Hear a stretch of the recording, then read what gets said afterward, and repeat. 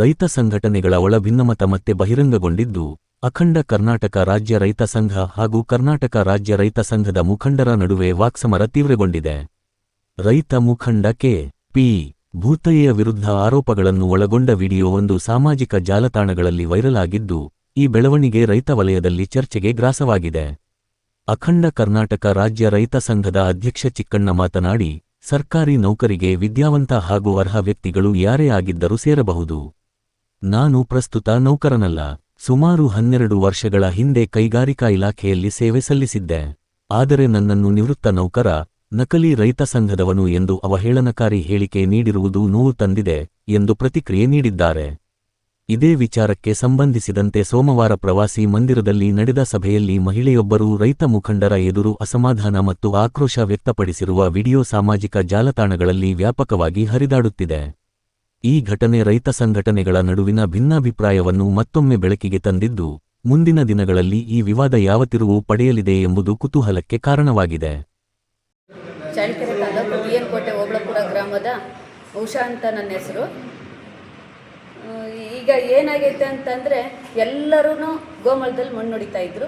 ನಮ್ಮದು ಸ್ವಲ್ಪ ತಗ್ಗು ಗುಂಡಿಗಳಿದ್ವು, ಅದನ್ನು ತುಂಬಿಸ್ಕೊಂಡ್ಬಿಟ್ಟು ನಾನು ನ್ಯಾರ ಮಾಡ್ಕೊಳ್ಳೋಣ ಅಂತಂದು ಹೇಳ್ಬಿಟ್ಟು ನ್ಯಾರ ಮಾಡೋ ಪರಿಸ್ಥಿತಿನಲ್ಲಿ ಗೋಮಳದಾಗ ಮಣ್ಣನ್ನು ಹೊಡ್ಕೊಳಕ್ಕೆ ಹೋದೆ.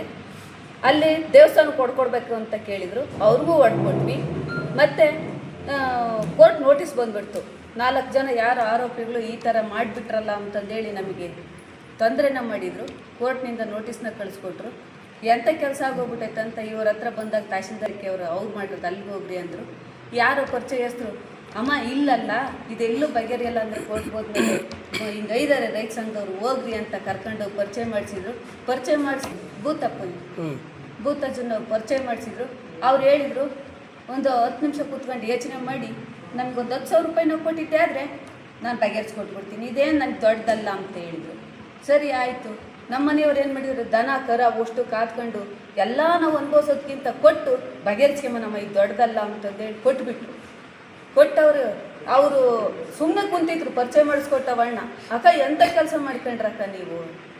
ನಾನು ಇಲ್ಲಣ್ಣ, ಇವ್ರಿಗೆ ಕೊಟ್ಟಿರೋದು ಅಲ್ಲಿರಲಿ, ನಮ್ಮೂರಿನ ಗ್ರಾಮಸ್ಥರು ಜೊತೆ ಕಲೆಕೊಂಡು ಅವ್ರು ಎಲ್ಲರ ಮುಖಾಂತರನೇ ಬಗೆಹರಿಸ್ಕೋಬೇಕಿದ್ದು. ನಮ್ಮ ಊರಿನ ಗ್ರಾಮಸ್ಥರು ಇವ್ರನ್ನು ಜೊತೆ ಕಲ್ಕೊಂಡು ಹೋದಾಗ ಅವ್ರು ಯಾವುದೇ ರೀತಿಯಾಗಿ ಬಗೆಹರಿಸಿಲ್ಲ. ಊರಿನ ಗ್ರಾಮಸ್ಥರು ಕೇಳಿದರೆ ಭೂತಜ್ಜನ ಮೇಲೆ ಹೇಳ್ತಾರೆ, ಭೂತಪ್ಪನ ಕೇಳಿದರೆ ಅವ್ರ ಮೇಲೆ ಹೇಳ್ತಿದ್ದಾರೆ. ಇದರಲ್ಲಿ ದುಡ್ಡು ನಂದು ಹೋಗಿರೋದು. ಆ ದುಡ್ಡನ್ನು ಕೇಳೋದಕ್ಕೆ ನಾನು ಪ್ರೆಸ್ ಮೀಟ್ ಮಾಡ್ತಾಯಿದ್ರು. ಆ ಟೈಮಲ್ಲೂ ಬಂದು ಅಪ್ಪ ನನ್ನ ದುಡ್ಡನ್ನು ಕೊಡಪ್ಪ ಅಂತ ಕೇಳಿದ್ದೀನಿ.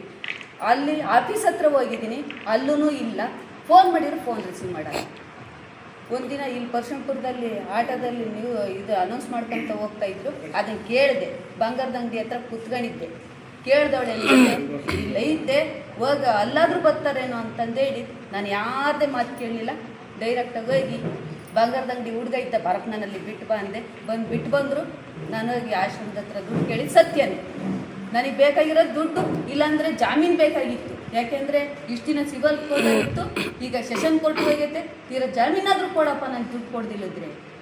ನಮ್ಮೂರಿನ ಗ್ರಾಮಸ್ಥರು ಯಾವುದೇ ರೀತಿಯಾದನ್ನು ಜಾಮೀನು ಕೊಟ್ಟಿಲ್ಲ. ಯಾಕೆ ಅಂತಂದ್ರೆ ನಾನು ದಾರಿ ಬಿಡ್ಬೇಕಂತ ಅವ್ರಿಗೆ. ಅದು ನಮ್ಮ ತಹಶೀಲ್ದಾರಿಗೆ ಎಲ್ಲ ಅರ್ಜಿ ಕೊಡ್ತಿದ್ದಾರೆ, ದಾರಿ ಬೇಕು ಅವ್ರಿಗೆ. ಯಾಕೆ ದಾರಿ ಕೊಡಲ್ಲ ಅಂತಂದ್ರೆ ನಾನು ಇವತ್ತು ಅವ್ರ ಮಂಡಲ ಪಂಚಾಯತಿ ಸೇರಿಸ್ಕೊಡ್ಬೇಕಂತ ನಾನು ಸೇರ್ಸಕ್ಕೆ ನನಗೆ ಇಷ್ಟ ಇಲ್ಲ. ಅನುಮತಿ ಮೇಲೆ ಅಡ್ಡಾಡ್ತೀವಿ ಅಂದ್ರೆ ನಾನು ಬಿಡ್ತಾ ಇದ್ದೆ. ಅದು ತಹಶೀಲ್ದಾರ್ಗೂ ಗೊತ್ತು, ಅದನ್ನು ನಾನು ನಾಳೆ ಅವ್ರಿಗೂ ತಿಳಿಸ್ಕೊಂಡಿದ್ದೆ.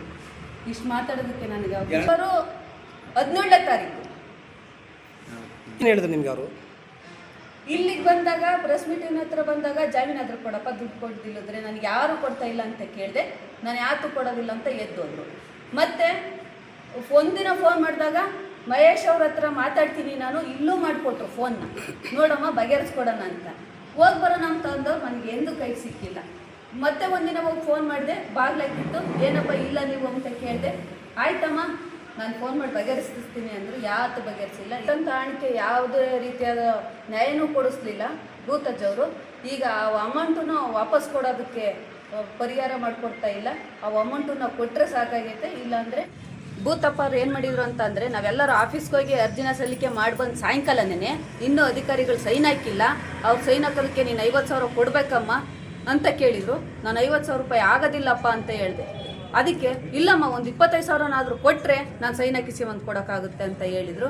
ಆ ಸೈನೂ ಹಾಕ್ಸಿಲ್ಲ, ನನಗೆ ಯಾವುದೇ ಒಳ್ಳೆ ಪರಿಹಾರನೂ ಸಿಕ್ಕಿಲ್ಲ. ನನಗೆ ಅನ್ಯಾಯ ಆಗೈತೆ, ನ್ಯಾಯನ ದೊರಕಿಸ್ಕೊಡ್ಬೇಕಂತ ವಿನಂತಿ ಮಾಡ್ಕೊತೀನಿ.